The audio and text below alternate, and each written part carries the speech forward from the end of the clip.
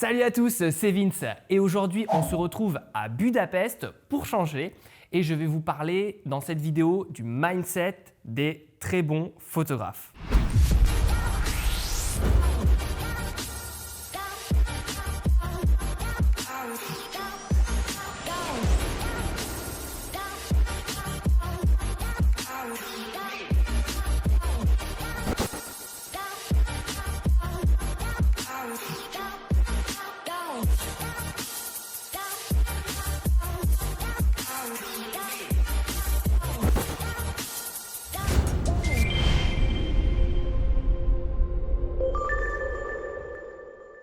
Alors, qu'est-ce que c'est que le mindset? Le mindset, tout simplement, c'est un mot anglais qui veut dire état d'esprit. Et vous allez voir que quand on veut atteindre un excellent niveau, et c'est ce que je vous souhaite réellement, eh bien, ça ne sera plus suffisant que de connaître la technique par cœur, de connaître le matériel et de maîtriser vraiment son matos. Ça sera également pas suffisant de maîtriser la retouche.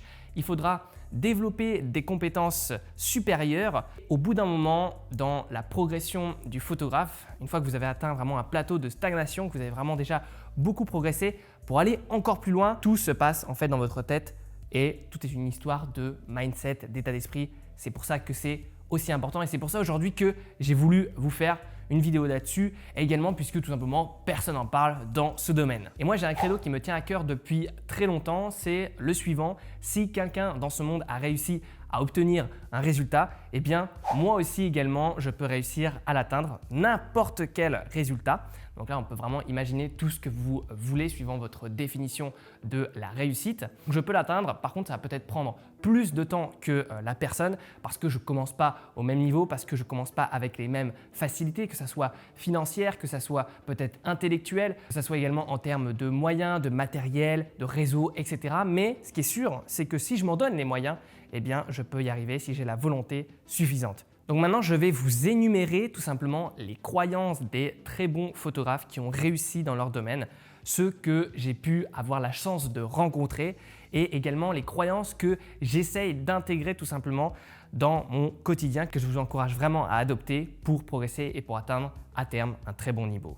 Première croyance et des plus importantes, c'est possible d'atteindre un très bon niveau et je vais y arriver quoi qu'il arrive. Et rien que le fait que de se dire que c'est possible, que c'est réalisable, que c'est à votre portée, ça, rien que ça va faire toute la différence dans votre façon d'aborder les choses, dans votre façon d'aborder votre pratique et tout simplement d'envisager votre progression. Si vous avez de l'ambition, ça vous mènera à l'excellence. Je vous encourage vraiment à viser très haut. On pourrait croire que cette croyance est bateau, mais croyez-moi en fait, il y a plein de gens pour le coup qui ne pensent même pas que certaines choses sont réalisables ou alors qui se disent « Oh, c'est réservé à une certaine élite, c'est réservé à des gens qui ont le bon réseau, qui ont le talent, qui ont un don exceptionnel, etc. » Et plein de ce genre de bullshit, clairement. Deuxième croyance et qui est complémentaire à la première, c'est tout simplement même si aujourd'hui je n'ai pas encore les compétences, même si aujourd'hui je ne sais pas comment faire, c'est sûr, j'y arriverai à atteindre un très bon niveau.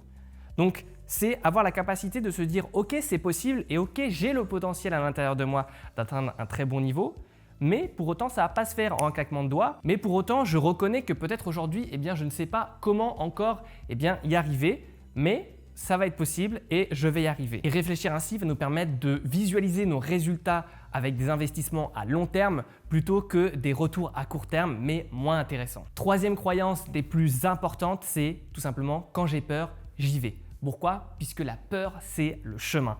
Et vraiment, la plupart du temps, lorsqu'il y a quelque chose qui vous fait peur, en fait, c'est quelque chose tout simplement qui est hors de votre zone de confort, que ce soit votre zone de confort personnelle, votre zone de confort également photographique, professionnelle.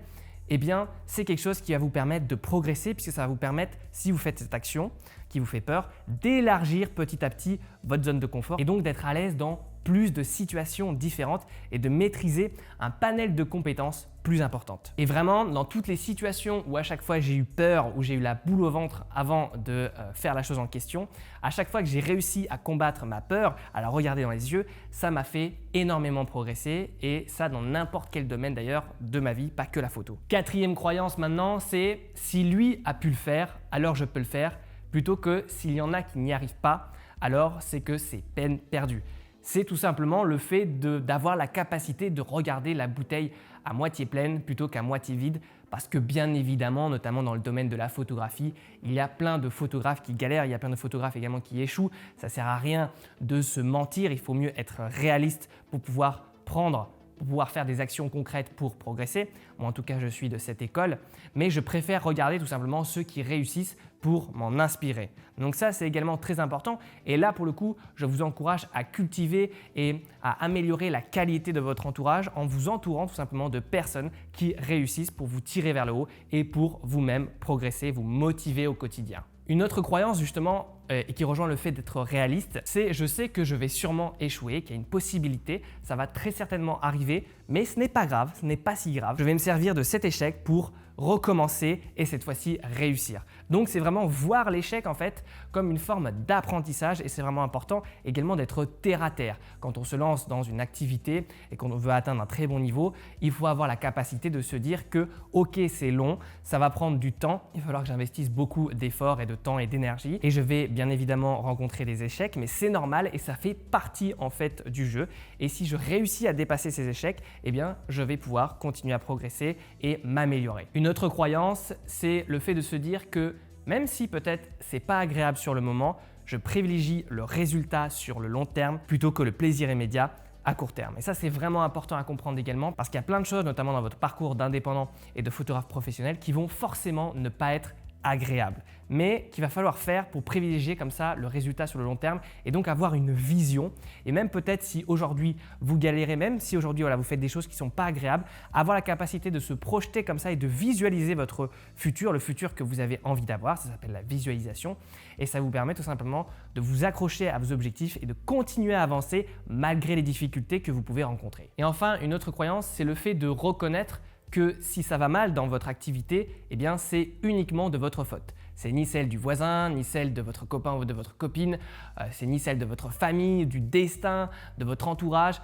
C'est uniquement de votre faute et le fait de réfléchir ainsi, ça va vous permettre d'agir sur vos difficultés et de les combattre efficacement. Parce que si vous désignez le voisin comme le problème principal dans votre vie, vous ne pouvez pas agir dessus. Si c'est vous le problème, c'est plus difficile parce qu'il faut avoir la capacité de se regarder dans la glace et de se dire « Ok, là j'ai merdé ». Mais à ce moment-là, vous avez la possibilité d'agir et de changer les choses. Voilà, cette vidéo touche à sa fin. J'espère qu'elle vous aura intéressé, qu'elle vous aura appris des choses. Dans la description, vous pourrez retrouver plus d'1 heure de formation vidéo offerte sur la photo. Voilà, et puis nous, vous connaissez la chanson, on se retrouve très vite pour de nouvelles aventures. Salut à tous!